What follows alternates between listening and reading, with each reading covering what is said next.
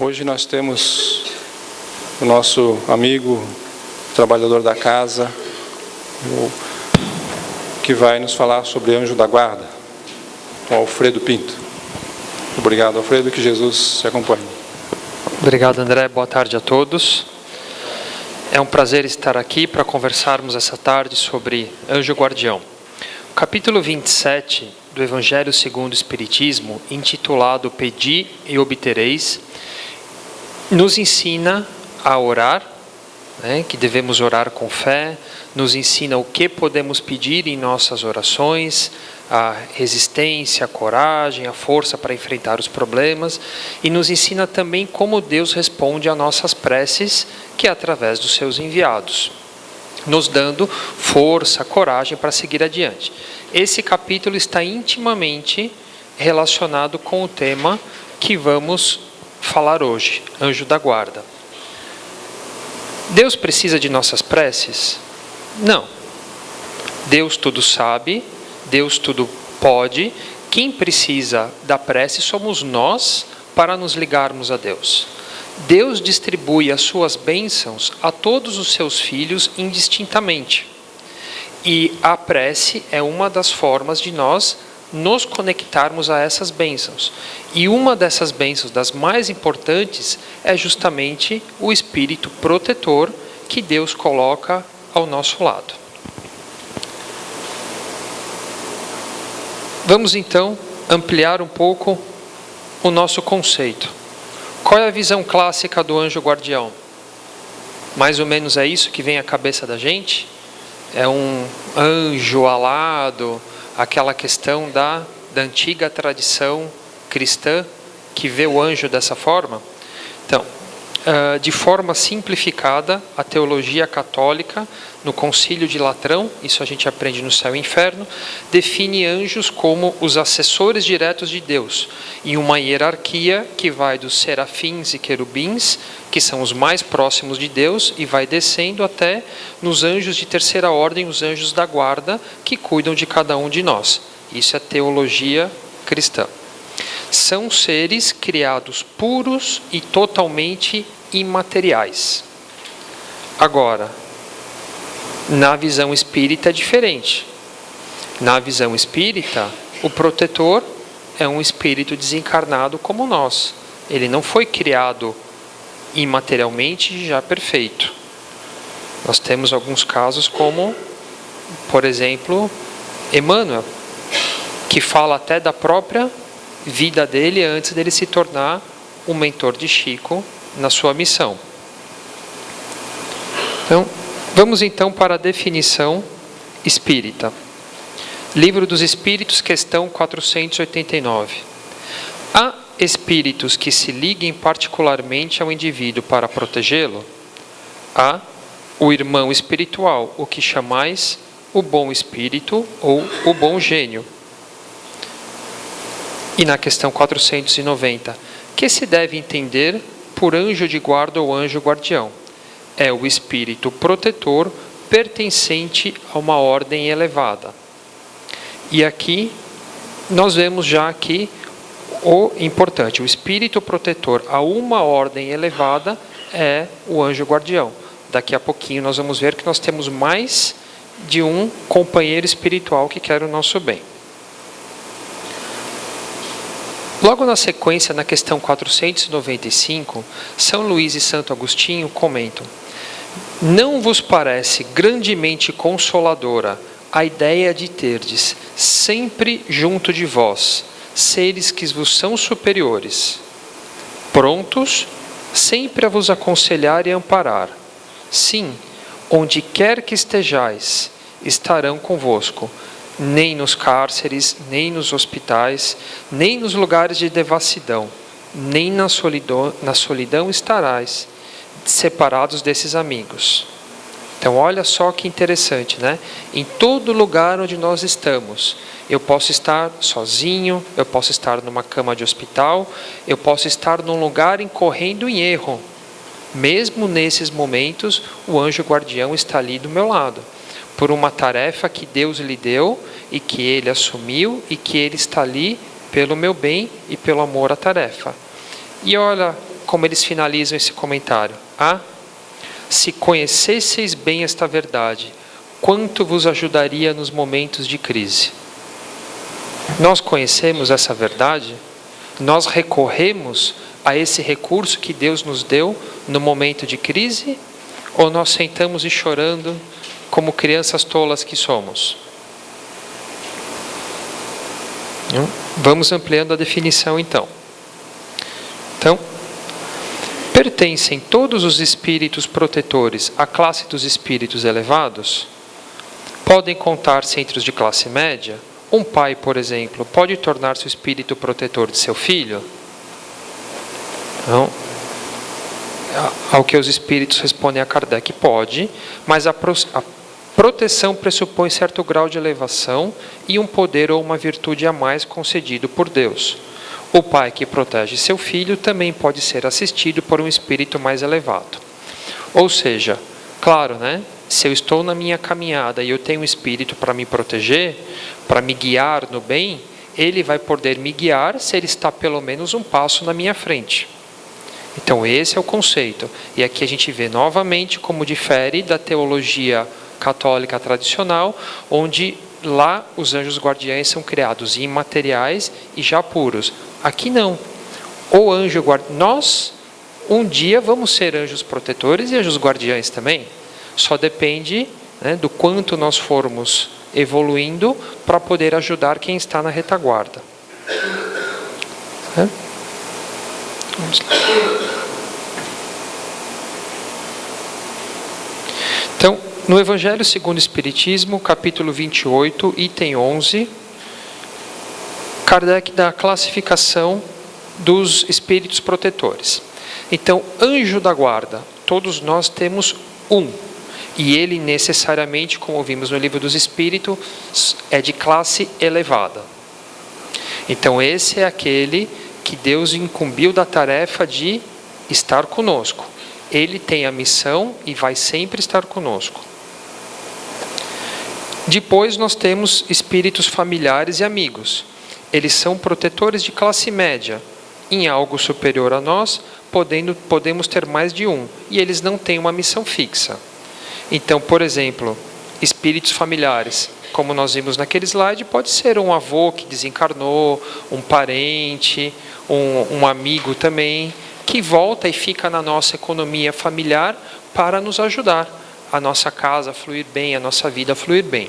Depois que nós terminarmos a parte teórica, nós vamos dar 2 exemplos práticos de espíritos incumbidos de tarefa que nós achamos na literatura espírita.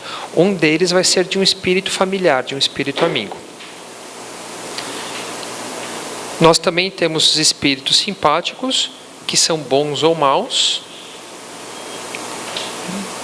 E nós temos os espíritos sedutores, que são aqueles que se aproximam de nós para nos desvirtuar, para nos tirar do caminho do bem. Nesse ponto, Kardec faz uma pergunta aos espíritos. Nós obrigatoriamente temos um anjo mau ou um espírito mau do nosso lado, da mesma forma que nós temos o nosso espírito guardião? Não. Por quê? Porque esses espíritos maus que estão do nosso lado tentando nos desvirtuar, eles só estão ali por causa das nossas más tendências, dos nossos vícios, do que ainda tem de velho, de mal dentro de nós. No momento que nós quebramos a sintonia com eles e preferimos sintonizar com o nosso anjo da guarda, com os espíritos familiares e amigos que querem o nosso bem, eles deixam de ter sentido ao nosso lado e eles nos abandonam. Não? E da mesma forma que cada um de nós tem o nosso anjo guardião, as coletividades também o têm. Então, nós podemos enxergar que toda coletividade, como uma sociedade, uma cidade, uma nação, também tem o seu anjo guardião. Essa casa tem o seu mentor, a cidade de Balneário tem o seu mentor. Divaldo comenta que não se pode provar, mas disse que o anjo Ismael é o mentor espiritual Brasil, e todos eles se referem a Jesus como o governador do orbe, o governador do globo. E na questão 521 do Livro dos Espíritos, nós aprendemos que também as profissões têm também o seu espírito protetor, o seu bom gênio respectivo. Como os médicos, os cirurgiões numa hora que estão operando, os professores no momento que estão ensinando, além de ter o seu anjo guardião que lhe acompanha a vida toda, no momento de desempenhar a sua profissão, o profissional também é acompanhado deste mentor para bem desenvolver a sua tarefa. E claro que a categoria deste auxiliar espiritual vai sempre depender da elevação do profissional, da sociedade, da casa espírita. Então, eu sempre vou angariar para me orientar um espírito que está afinado com as minhas tendências, com o meu esforço e tudo isso. Agora, algo importante. Como nos comunicamos com o nosso protetor? Já comentamos que é através da prece. E na questão 495 do Livro dos Espíritos, olha que interessante o que São Luís e Santo Agostinho dizem para nós. Não receeis fatigar-vos com as vossas perguntas. Ao contrário, procurai estar sempre em relação conosco. Sereis assim mais fortes e mais felizes. Olha só. Então, um espírito de escola, um espírito elevado, dando a deixa para nós. Não receeis fatigar-nos. Então é para nós, depende de nós, essa comunicação com o protetor, ela depende da nossa vontade. Eles estão à nossa disposição, mas quem tem que ir buscar somos nós. E, como ele diz ali, podemos buscar sempre, porque no momento que eu vou buscar a assessoria, o amparo deles, eu sou mais forte e eu sou mais feliz.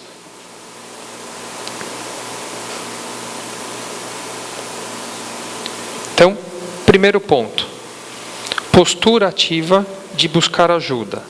Querer estar em contato, é perguntar, como quando nós temos um amigo, às vezes aquele amigo de infância, que já está em outra cidade, a vida profissional nos fez mudar, ou a escola, se eu não for atrás, não ligar, não procurar, vai morrer a comunicação, não vai? É a mesma coisa com o nosso anjo guardião. Eu tenho que estar atrás dessa comunicação, eu sou encarregado disso.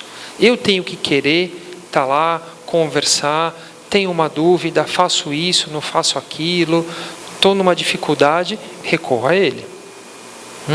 Eu preciso também criar a sintonia. Como? Elevando-me pela prece. Nem tanto para ele me ouvir, mas para que eu o ouça, para que eu receba a intuição, a inspiração.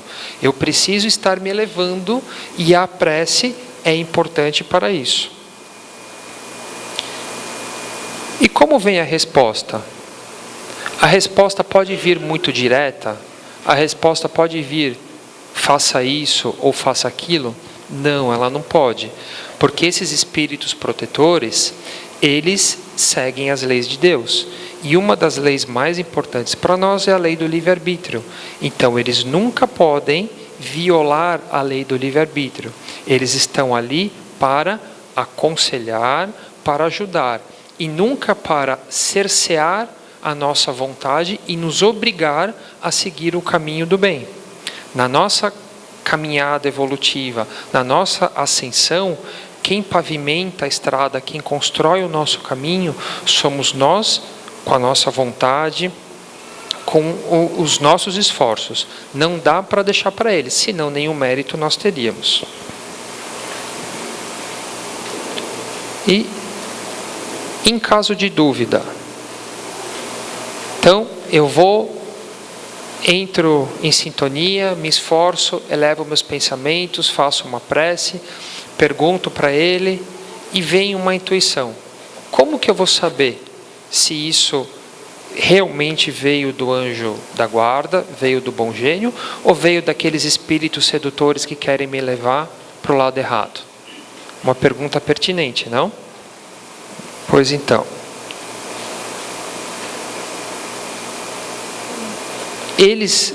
Os espíritos respondem a Kardec que nós devemos sempre nos orientar pelo que está sendo proposto. Um bom espírito, um bom gênio, nunca vai virar para nós e dar uma ideia, uma intuição de uma vingança, de uma desforra. Ele sempre vai procurar a concórdia, vai incentivar o perdão, vai incentivar a perseverança, certo? Nunca vai nos orientar para o mal. E como funciona essa ajuda? O que posso pedir? O que eles atendem? Eu posso pedir para o anjo da guarda os números da Mega Sena que vão ser sorteados? Não. Mas por que não? Né? A pergunta 524 do Livro dos Espíritos. Os avisos dos espíritos protetores objetivam unicamente o nosso procedimento moral ou também o proceder que devemos adotar nos assuntos da vida particular?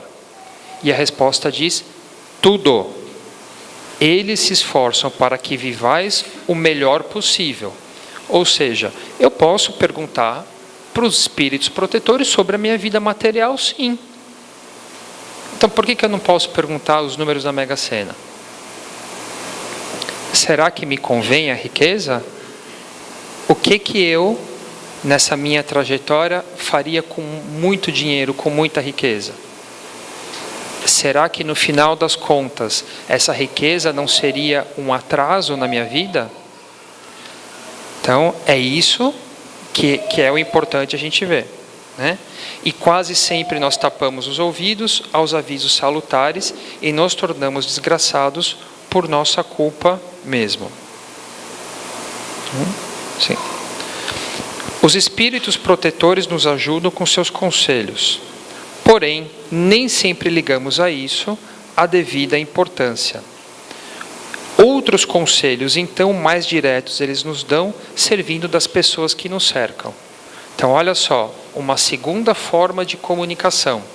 Então, quando eles nos intuem, quando às vezes temos um sonho, e mesmo assim, né, não seguimos naquele caminho, perseveramos no mal, eles usam então de algo mais material, que é o quê? Às vezes a ajuda de um amigo, que esse amigo encarnado vai chegar ali e vai falar: poxa, Alfredo, está acontecendo isso, isso, isso, você não está enxergando. Então é uma segunda instância, e num momento importante, dele se fazer ouvido. Examine cada um as diversas circunstâncias felizes ou infelizes de sua vida e verá que em muitas ocasiões recebeu conselhos de que se não aproveitou e que lhe teriam poupado muitos desgostos se os houver escutado. E realmente, estudando esse tema, eu imagino, se todos nós à noite, quando formos nos recostar hoje, pararmos para pensar, fazer uma retrospectiva na vida e falar: gente, realmente, quantas vezes eu tive uma orientação, eu tive esse conselho e eu não segui, e por causa dele eu estou infeliz ou eu passei por um sofrimento, a gente vai ver que isso é verdade.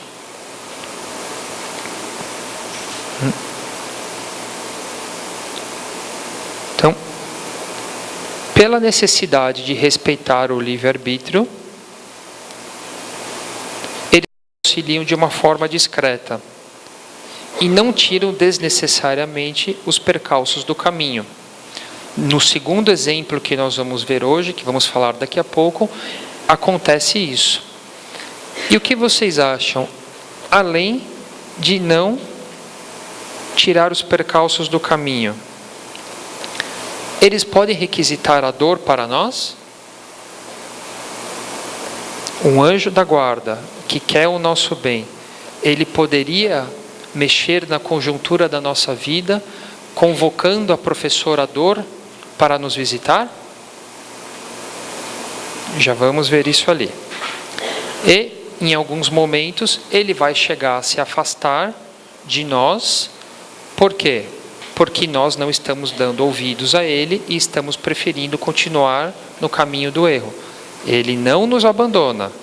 Né? Para esses espíritos mais elevados, né, a velocidade da luz é pequena em relação à velocidade do pensamento. Então, no momento que nós requisitarmos e precisarmos deles e quisermos que eles estejam com nós, instantaneamente lá eles estarão. Vamos agora, então, dar duas ilustrações sobre os protetores atuando em nossa vida. A primeira delas, vamos falar do amigo ignorado. É uma história contada por Dona Ivone do Amaral, uma médium muito conhecida no meio espírita, autora de Memórias de um Suicida, que no seu livro Recordações da Mediunidade, ela dedica um capítulo para falar desse amigo ignorado. O capítulo 7. Ela faz uma homenagem a um devotado amigo. Me tem eles servido como fiéis amigos quando nos transes espontâneos, sem a direção dos protetores maiores. Então, o que é importante entender aqui? A Dona Ivone tem o espírito protetor dela e ela tinha o espírito protetor da missão mediúnica dela. E qual era a missão mediúnica dela? Ela era uma médium de desdobramento. Então, os mentores do trabalho desdobravam ela do corpo, ela em espírito enxergava uma situação, ela presenciava uma determinada cena e quando ela retornava ao corpo, tudo isso assistida pelos protetores maiores, daí ela grafava, ela transcrevia o que ela tinha visto. Mas, por ter essa mediunidade, acontecia também dela fazer esse desdobramento e ter essas experiências sem estar assistida por esses protetores, que são o que ela chama desses transes espontâneos. E ela conta que, ao meu lado, de quando em vez, a título de ajuda e proteção, a figura espiritual de um índio brasileiro, jovem e gentil, aparentando 18 a 20 anos de idade. De tanto ver esse amigo espiritual e ser por ele socorrida, acabei por estimá-lo. Sinceramente, sua lembrança tornou-se querida ao meu coração. Então, a Dona Ivone, em sua criação, na sua família, ela teve o exemplo do pai e da mãe de sempre receberem muitos pobres necessitados numa edícula na chácara que eles tinham no Rio de Janeiro. E ela se acostumou a esse trabalho da verdadeira caridade. E ela, inclusive, eles também davam essa assistência a duas senhoras ex-escravas. E essas senhoras ex-escravas, depois que desencarnaram, ficaram na economia da família desencarnadas, ajudando nas tarefas no que elas podiam. E Dona Ivone depois acaba descobrindo que ela tinha vínculos também de longa data com esse espírito, vínculos familiares, que se apresentava como esse índio.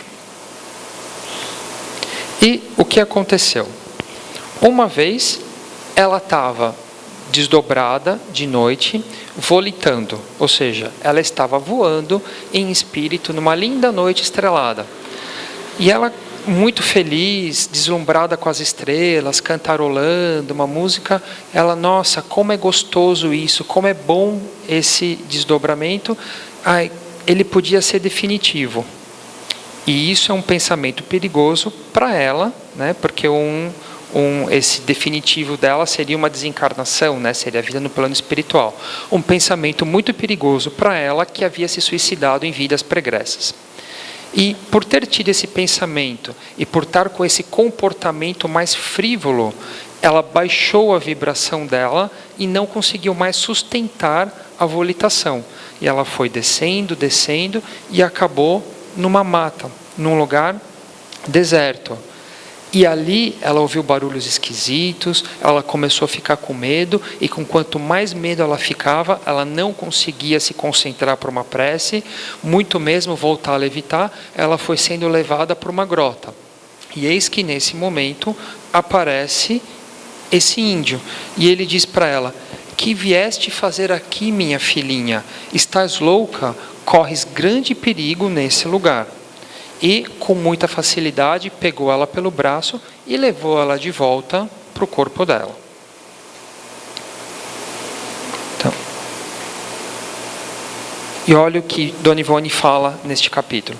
Despertando lentamente, pude ouvi-lo ainda, como em afetuosa advertência. Não faças mais isso, é muito perigoso. E agora fique em paz e repousa.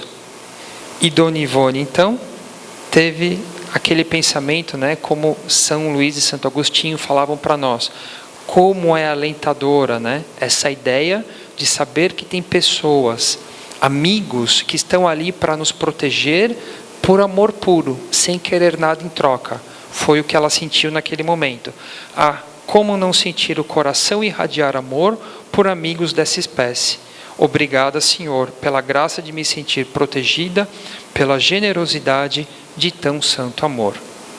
Olha que história cativante. E esse índio que ajuda ela, ele é um espírito elevado? Não, ele está só naquela categoria de espíritos familiares e amigos. E a ajuda que ele deu para ela foi muito importante nesse momento.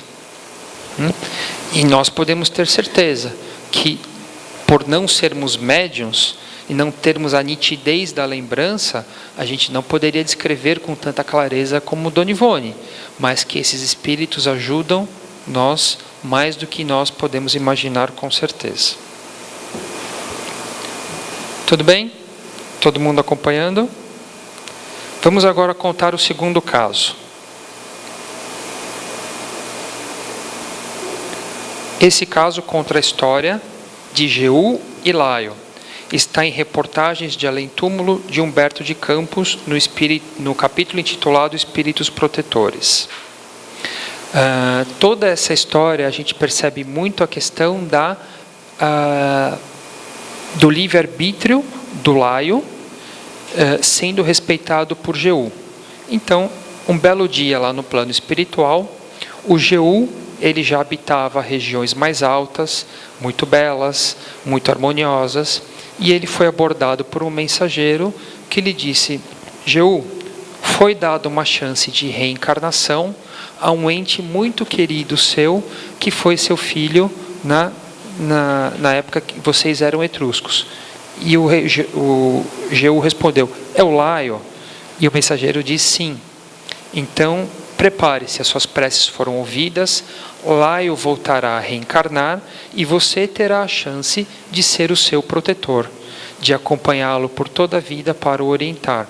Mas preste atenção, você estará lá para guiá-lo no bom caminho, orientá-lo, fazer o que for possível, sem que tome as decisões por ele.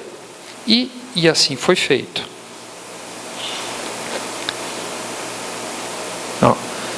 Serás seu companheiro constante e invisível.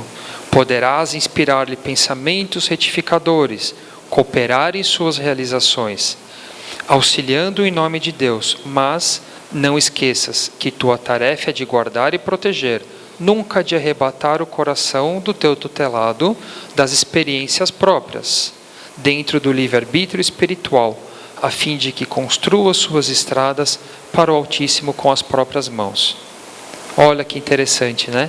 Aí já dá aquela dica: você pode ajudar, mas não subtrai as experiências necessárias para o aprendizado do seu tutelado, porque são nas experiências que nós realmente aprendemos.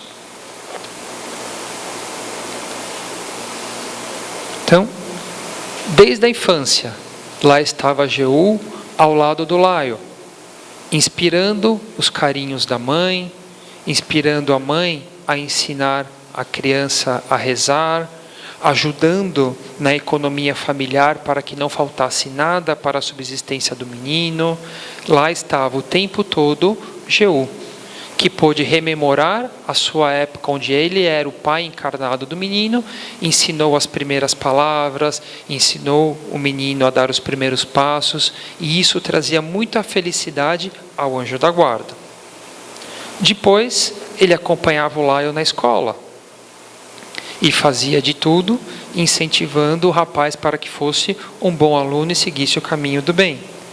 E aí chegou a juventude. O que acontece na juventude? A juventude é justamente quando o espírito reencarnado começa a retomar com mais força o quê? O que ele é de verdade. E naquela reencarnação lá atrás, quando eles eram etruscos, eles eram aquela Itália antiga, 500, 600 anos antes de Jesus, o Laio não aproveitou bem. O seu pai, o Jeú da época, fez tudo o que podia e recebeu a ingratidão do filho, tanto que ele foi evoluindo e o Laio ficou bem para trás. De novo, quando chegou a época da juventude e ele começou a mostrar quem ele era de novo, ele começou a se desvirtuar. Recuperando o seu patrimônio, agindo mais de acordo com as suas tendências, ele novamente mostrou ser um filho ingrato. E gastou todo o dinheiro que o pai tinha amealhado com duro suor e viu a sua mãe desencarnar, muito angustiada, precocemente, com essa ingratidão filial. E só depois de ter gasto o dinheiro do pai, é que ele se inclinou ao trabalho. E daí, vocês acham que o anjo da guarda ajudou ele a arrumar um trabalho? Sim, ajudou. Ele estava inclinado, então ele foi e começou num trabalho. Ele foi um bom funcionário? Acostumado à ociosidade por tanto tempo, Já vício do álcool, vício do jogo. Então, ele não foi um bom funcionário, mas trabalhou por muito tempo. E depois resolveu se casar. E se casou não tanto por amor, mas mais por necessidade e conveniência, e teve 3 filhos. Tratava mal a esposa. Jeú descreve que o seu lar, se podemos chamar assim, a sua casa, era uma seção do plano inferior. Ou seja, não havia nenhuma harmonia lá. E Jeú começou a ver algo muito perigoso. Começou a ver o Laio passar para os filhos aquele mal que ele tinha, aquele egoísmo, aquilo tudo. E nesse momento é que Jeú decide então chamar a professora Dor para começar a atuar na vida do seu tutelado. Então é um exemplo prático que a gente vê nessa obra de Humberto de Campos, onde muitas vezes o nosso espírito protetor vai mexer, na conjuntura da nossa vida, provocando situações dolorosas que somos merecedores, para que o quê? Para que daí se extraia algo de bom de dentro de nós. Então é aquela questão, não aprendeu por bem, não aprendeu pelo amor, que seja pela dor. Então, ele acaba perdendo o trabalho.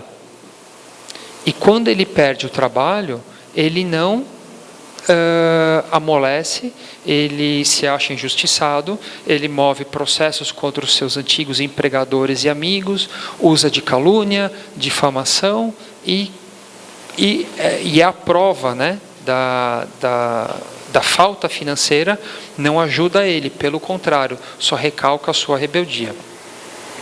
Então, depois disso, depois da perda do emprego, Jeú, desvelado, protetor, pede então mais um pouquinho de dor para o seu tutelado, que é a enfermidade.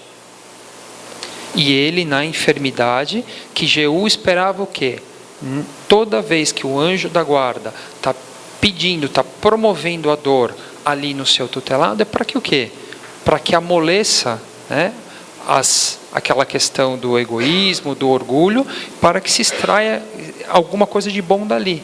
Precisa da dor para descristalizar, para dissolver esses nossos vícios milenares. E não adiantou. Pelo contrário, parecia que ele piorava 100%. E dava mais trabalho para o anjo da guarda limpar da cabeça dele pensamentos de suicídio. Ele foi para um 3º grau e pediu uma velhice precoce. E nem com uma velhice precoce, cabelos brancos, o rosto enrugado, as forças físicas que já não respondiam, ele não amolecia. ele continuava com comportamentos, né, de uma criança inconsequente no corpo de um idoso. E até que, em um determinado momento, não por pedido do anjo da guarda, mas por uma questão normal, ele foi visitado pela morte, né, desencarnou, tendo perdido mais uma encarnação. E Humberto de Campos diz para nós: grafando esta história, lembro-me que quase todos os espíritos encarnados têm algum traço do Laio. Ou seja, todos nós, num grau maior, num grau menor, um pouquinho do Laio a gente tem. Ao passo que todos os espíritos protetores têm consigo os desvelos e os sacrifícios de Jeú. A gente pode ter certeza que o nosso anjo da guarda vai cuidar muito bem de nós, como o Jeú cuidou do Laio lá. E para concluir, vamos colocar aqui o Divaldo. Jesus é o guia e o modelo da humanidade, mas entre ele e nós estão aqueles benfeitores imortais que precedem ao nosso berço e aguardam-nos depois do túmulo para as avaliações. Todos nós somos assessorados por espíritos nobres, os guias, os mentores, aqueles que são os anjos tutelares das tradições religiosas. Nada obstante, não podem realizar a tarefa que nos cabe. Somos convidados pelo exemplo do Senhor a executar os planos divinos, mesmo quando o sofrimento nos bate à porta. Esses seres angélicos inspiram-nos, conduzem-nos pelo caminho da segurança, dão-nos os recursos inalienáveis para lograrmos o êxito. Em qualquer situação, quando o Mestre nos disse que batêssemos a porta e ela se abriria, que buscássemos e encontraríamos, que pedíssemos e seríamos atendidos, esses espíritos tutelares virão ter conosco e, através do fenômeno onírico no desdobramento da personalidade, através do sono, levar-nos-ão às regiões onde podemos refazer as forças e ter paz, e dar-nos-ão de volta para podermos continuar com o espírito rico de alegria e a certeza de que nunca estamos a sós.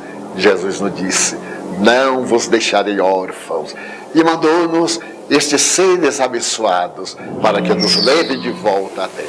Então, nós devemos rezar como se a solução dependesse somente dos nossos protetores e trabalhar duro como se a solução dependesse apenas de nós. Essa é a fórmula para estarmos em comunhão com eles, estarmos merecedores e sintonizados da sua ajuda. Obrigado pela atenção. Boa tarde a todos. Muito obrigado, Alfredo, pela essa exposição onde nos lembra uma coisa tão importante para nós, né? Que são os nossos anjos protetores. Os momentos de tristeza, os momentos de solidão, os momentos de angústia, devemos nos lembrar deles e fazermos essa oração, essa prece, para que possamos realmente entrar em contato e que eles nos possam trazer essas informações, essa energia necessária que precisamos para enfrentar as dificuldades do nosso dia a dia. Obrigado, Alfredo. Jesus te acompanhe.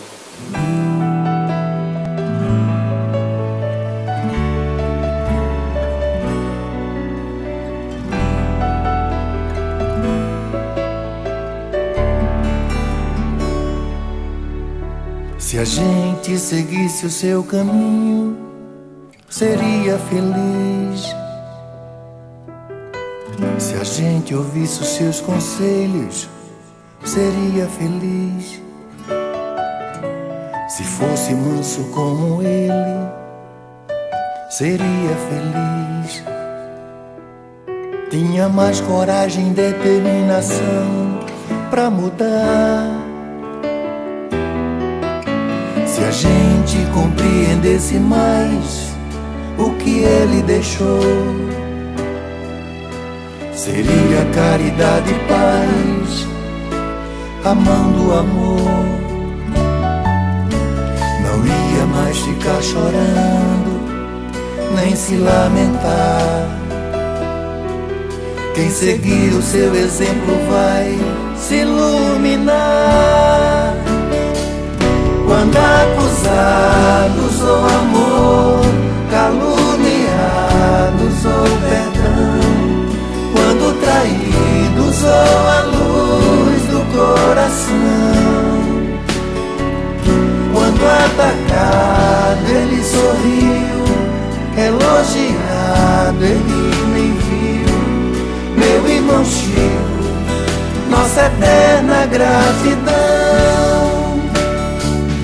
Quando acusados ou amor, caluniados ou perdão, quando traídos ou a luz do coração, quando atacado ele sorriu, elogiado ele nem viu. Meu irmão Chico, nossa eterna gratidão. Se a gente seguisse o seu caminho, seria feliz. Se a gente ouvisse os seus conselhos, seria feliz. Se fosse manso como ele, seria feliz. Tinha mais coragem e determinação pra mudar. Se a gente compreendesse mais o que ele deixou, seria caridade e paz, amando o amor. Não ia mais ficar chorando, nem se lamentar. Quem seguir o seu exemplo vai se iluminar. Quando acusados ou amor, caluniados ou perdão, quando traídos ou a luz do coração, quando atacado ele sorriu, elogiado ele nem viu. Meu irmão Chico, nossa eterna gratidão. Quando acusados ou amor, caluniados ou perdão, quando traídos ou a luz do coração, quando atacado ele sorriu, elogiado ele nem viu. Meu irmão Chico, nossa eterna gratidão.